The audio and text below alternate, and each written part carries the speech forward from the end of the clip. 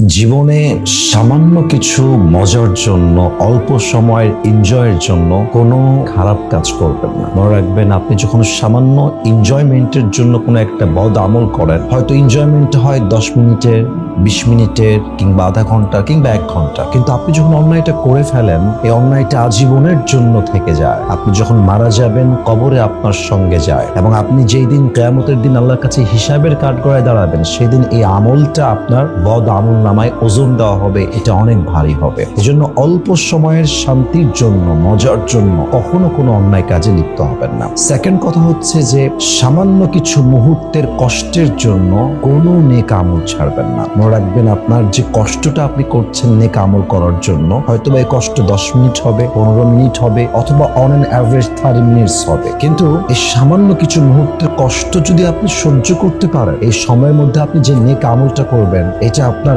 আজীবনের সঙ্গী হয়ে যাবে। আপনি যেদিন মারা যাবেন, কবরে আপনার সাথে যাবে। কিয়ামতের হিসাব দিবসে এই আমল নামাটা আপনার ডান আমল নামায় ওজন দেওয়া হবে, এবং হতে পারে এই সামান্য কিছু মুহূর্তের স্যাক্রিফাইস এবং কষ্টের জন্য আল্লাহ আপনাকে জান্নাত দিতে পারেন ইনশাআল্লাহ তাআলা। এই জন্য সামান্য কিছু মুহূর্তের এনজয়মেন্টের জন্য কোনো গুনাহের কাজ করবেন না, আর সামান্য কিছু কষ্টের জন্য কোনো নেক আমল ছাড়বেন না। আল্লাহ আমাদের সবাইকে আমল করার তৌফিক দান।